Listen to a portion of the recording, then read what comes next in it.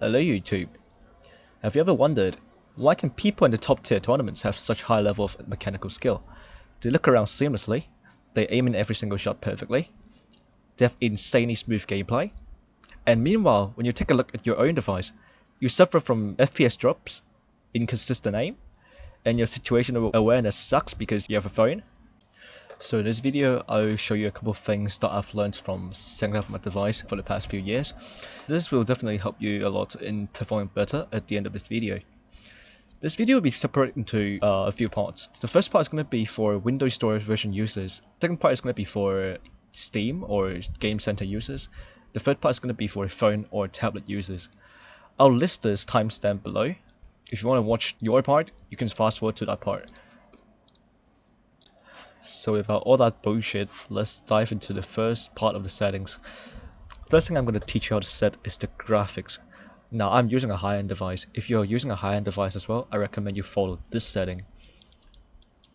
But if you're using a low-end device, I recommend just going to low, and then this too, I recommend turning them to 2x. And then if you do have a 120Hz refresh rate display, just set it to 120 because 120 FPS just helped you a lot.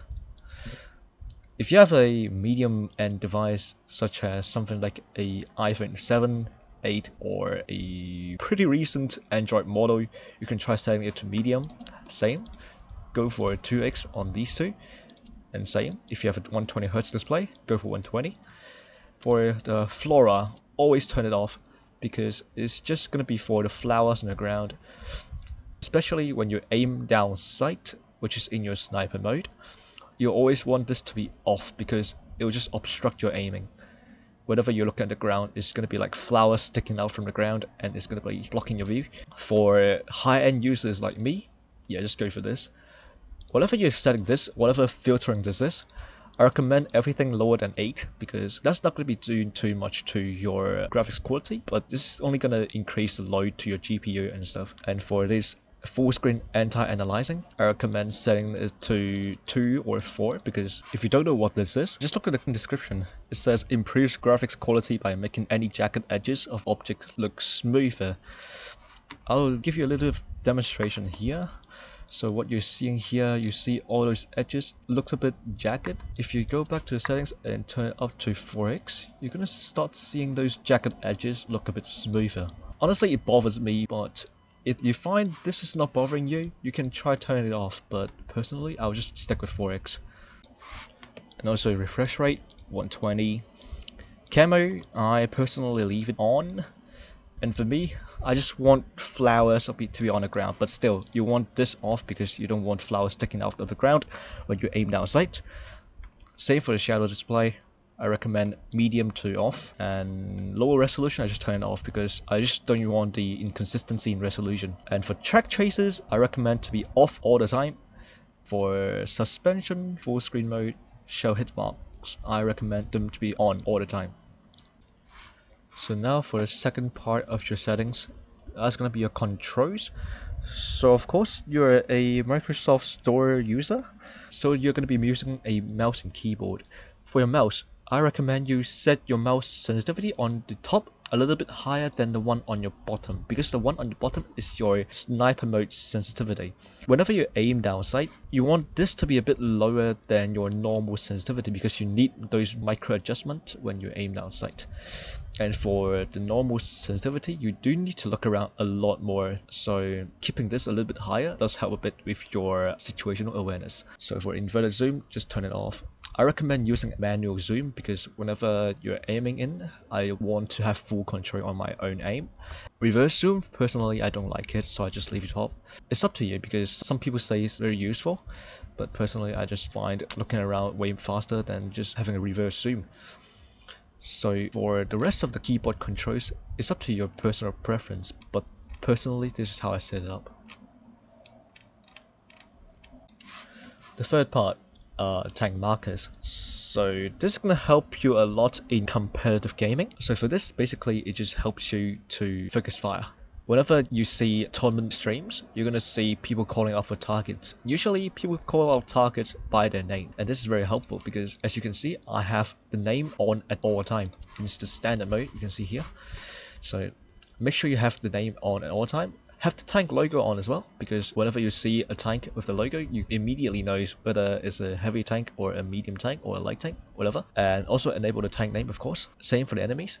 For alternative, I just set auto on because I just want for you info whenever I'm pressing the tab button. Yes, there we go. Possibly, if you find the destroy tanks a little bit annoying, you can just turn it all off. But basically, I just want them turned on. So that's just my personal preference. You can change it whenever you like. So for the fourth part, HUD. So for me, I'm using aim point because I think the middle part is bigger and it helps me in aiming. And for the shot result, I go for full. Attack marker, your personal preference, I prefer Ray. And for the map size, just set it to maximum because that will help you a lot with your situational awareness too. So for minimap enabled, all of these enabled. Personally, I have the movement direction indicators turned off, but you can have it on. It's all personal preference.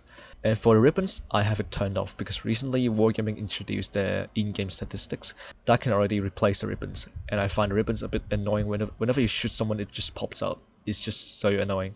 So I just leave it turned off. So that's all the settings for Microsoft Store version users. And now I'm going to talk about the settings for Steam or Game Center users. So technically you're still playing on a PC, which you're going to have the same settings as the one that I talked about before. But there's one thing that's very different from the Microsoft Store version. Now I'm going to move my mouse left and right. I'm looking at left and right in the same magnitude. Left and right in the same position. My hand stays on the same part on my mouse pad. But you can see, my mouse is starting to lose track as it's turning, but my hand is still in the same place, as you can see here. This is a little bit of bug due to the tracking system on the Game Center or the Steam version. This is a pretty common issue known by mouse acceleration. Now, I don't have it turned on in my Windows settings, but it's a tracking problem only exists in Steam version and the Game Center version. So whatever mouse you're using, if you're using a high-end mouse with a polling rate of 1000 Hz, so to fix this, you're going to be simply heading to your mouse settings and then lower your report rate to around 250 to 125. By enabling this, you're going to have this issue solved. Now I'm moving my hand in the same magnitude, left and right, and you can see now my cursor is staying in the same position. It doesn't go anything beyond left and right, as you can see here. And for the rest of the settings, you don't want to just follow the one I just mentioned in the Microsoft Store version section, as you can see here. For controls, yes, just go for the same because you always want your normal sensitivity to be a little bit higher than your mouse sensitivity in aiming mode. And lastly, for phone or tablet users. Now personally, I prefer 4 fingers on mobile and tablet. Now there are some thumb users out there. They just use 2 thumbs for the left joystick and the right part of the screen for shooting, aiming, and switching your shells. Now personally, I use 4 fingers because whoever that's using thumbs for shooting and aiming and switching your shells, you will know that there's going to be a little bit of delay before you lift off your aiming thumb and press onto that fire button. There's going to be always some delay. And that delay might cause you to miss some shots that you shouldn't be missing. So therefore, I switched to 4 fingers around 2 years ago. So this is my 4 finger settings on my phone. I'm not going to show you my iPad settings because I'm pretty sure that I have it on my previous streams.